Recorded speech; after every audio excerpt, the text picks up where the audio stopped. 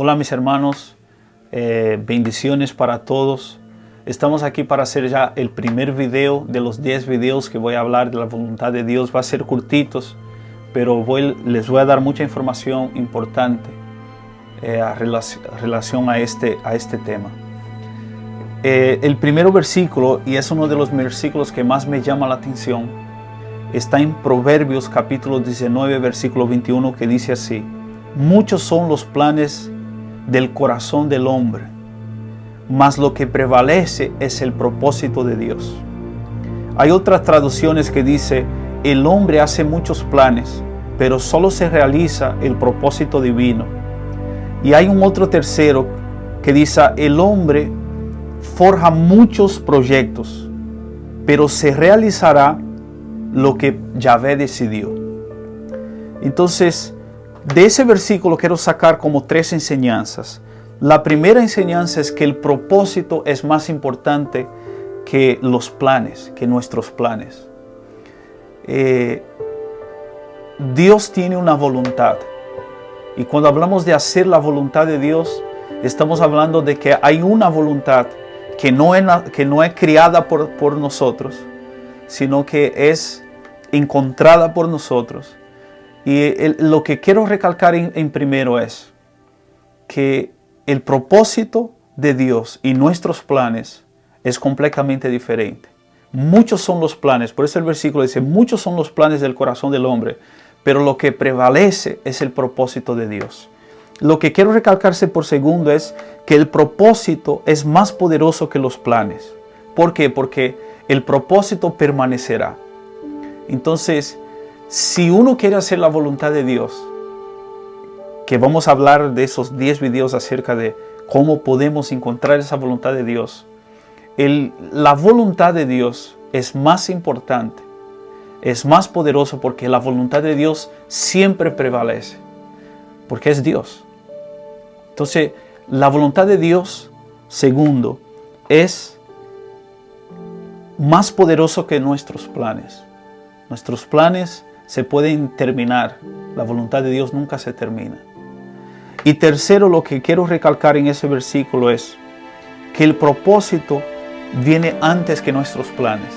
Entonces, si queremos hacer la voluntad de Dios, nos toca nosotros buscar esa voluntad y hacer esa voluntad, buscar la voluntad de Dios antes de hacer nuestros planes. Entonces, trata de siempre anhelar el propósito de Dios, la voluntad de Dios, y después hacemos nuestros planes según la voluntad y el propósito de Dios. Lo que quería recalcarse también acerca de nuestra voluntad y el propósito de Dios es hablar de ciertos hombres que han encontrado el propósito de Dios. Por ejemplo, San Francisco de Asís.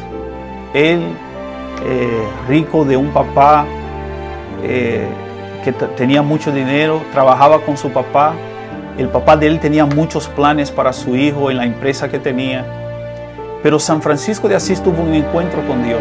Y cuando tuvo ese encuentro con Dios, él empezó a ver y discernir que el propósito de Dios estaba mucho más elevado de que él tuviera que trabajar con su papá. Entonces aquí vemos a Francisco cuando él tenía planes, y después vemos a Francisco con lo que fue el propósito de Dios, y él dijo sí a los propósitos de Dios. Cuando hablamos de San Ignacio de Loyola, que él quería ser un soldado y ganar muchas batallas y ser muy reconocido por las batallas que él quería ganar, y él soñaba tener una gran carrera, y él tuvo un accidente, y en ese accidente Dios empezó a revelar para él que Dios tenía planes, que Dios tenía un propósito en su vida.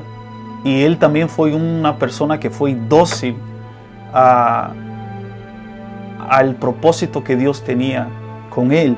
San Agustín, él quería ser el mayor orador de su época. Y tenía una vida desordenada. Y tuvo un encuentro con Dios también.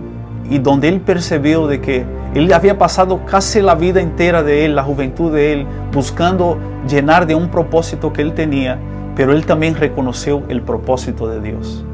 También quiero hacer énfasis a lo que pasaron algunas personas que ya estaban en la voluntad de Dios, pero pasaron ciertas ocasiones que fue como peligrosas para que ellos pudieran dejar la voluntad de Dios. Por ejemplo, a Madre Teresa de Calcuta, en una ocasión la trajeron a un hospital en New York y querían que ella se encargara de ese hospital, y llevaron a ella a una habitación muy cómoda, y ella sintió así como muy mal en su corazón y dijo unas palabras que nunca me olvidé, esas palabras, que fueron que la alegría de una persona no está en su medio ambiente que vive, sino que está en hacer la plena voluntad de Dios.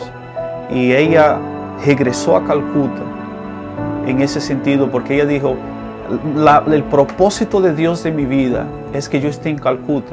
Y yo leí unos libros que hablaban de Calcuta, que decía que a veces llegué un camión lleno de enfermos, y en ese mismo camión tenía que llevar los muertos que habían fallecido en una noche anteriormente. Y ella como que nos enseña de que hacer la voluntad de Dios es más importante de que tener cosas y más comodidad en la vida. También Jesús, ustedes se acuerdan de que cuando Pedro quería defenderlo, quería hacer hasta algo bueno por Jesús, yo no voy a permitir que nadie te toque o que te hagan daño. En ese momento Jesús dijo a Pedro, apártate de mí, Satanás, porque Pedro estaba tratando de desviar a Jesús de hacer la voluntad del Padre, que era venir a sufrir por nosotros, a cargar nuestros pecados, ¿verdad? A ser crucificado para nuestra liberación. Entonces, hacer la voluntad de Dios es lo que traerá más alegría, más gozo para tu alma, para tu vida y para los tuyos. Aún de que cuando esta voluntad te requiere más sacrificio, te requiere sufrimiento. Entonces, mis hermanos, para terminar, quiero que ustedes hagan una reflexión a su vida de que estoy en la voluntad de Dios, me preocupo en hacer la voluntad de Dios. ¿Qué es lo que siempre prevalece en mi vida? ¿Son mis planes o es la voluntad de Dios? Me preocupo en no hacer la voluntad de Dios, y cuando estoy haciendo la voluntad de Dios, también tengo que tener discernimiento para no salir de la voluntad de Dios, así como tuvieron a Jesús y a Madre Teresa de Calcuta y a tantas otras personas que fueron seducidos para dejar la voluntad de Dios, pero son personas que inspiran, son personas que se han entregado el 100% a la voluntad de Dios. Yo oro a Dios para que el Señor nos venga a demostrar su voluntad. Que Dios lo bendiga, y lo vemos en el segundo video.